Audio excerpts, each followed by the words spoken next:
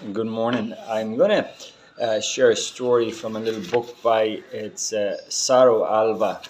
That's my mother-in-law. So that's the little book she wrote. It's a book of poems, and it's called Jar of Clay.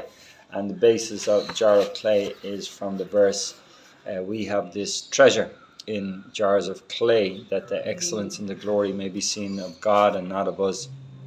So I'll just read a little story. It's a book of poems, but what she does is at the start she writes a paragraph that inspired the poem, that kind of the background to writing the poem. So I'm actually not going to read the poem, but just the background. So she says, in a crowded Mumbai train, a young lady asked me to give up my hard-fought seat. I did. I was left uncomfortably standing, jostling with the packed crowds around me. Through the journey I wrestled with feelings of anger. Why me? Did she think I was naive?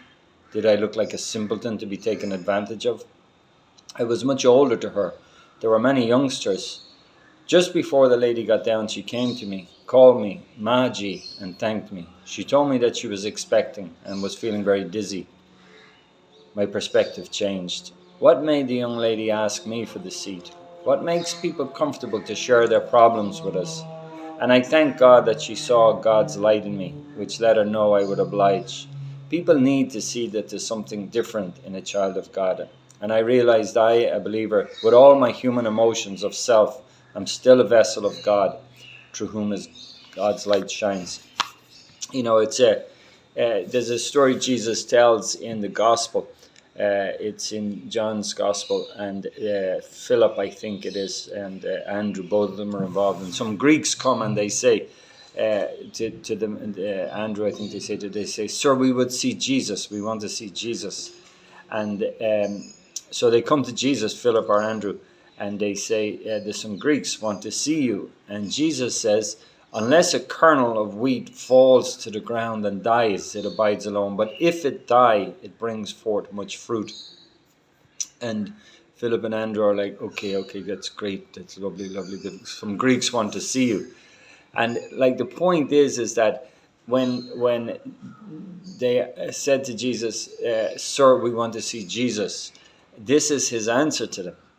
That when you die, if like a kernel of wheat falls into the ground and dies, it brings forth much fruit. But if it doesn't die, it abides alone, meaning they won't see Jesus. If the kernel of wheat is broken, goes into the ground, is buried, is smashed, dissolves by the moisture and by the elements in the soil, and then it decomposes, and out of that then it germinates, and the plant starts to put its roots in, and its shoots start to go up.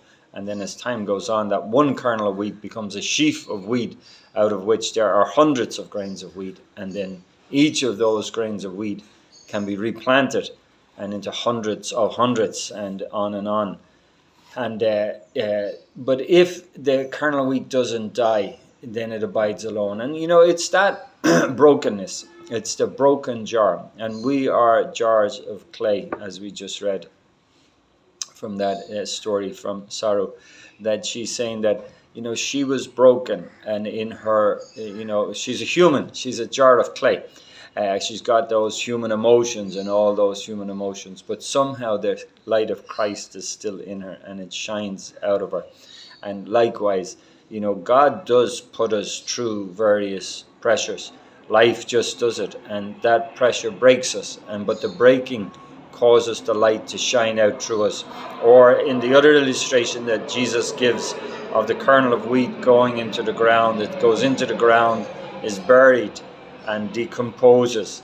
And that kind of way, you know, what way does God bury us and decompose us, and so that we die, and then a new life comes up, the life of Christ comes out, and then they see Jesus in us. And so to answer the questions that Philip and Andrew asked, "Sir, these Greeks want to see Jesus," they will see Jesus in us when their brokenness in us, and it is not ourself that shines, but Christ that shines through us. Okay? Amen.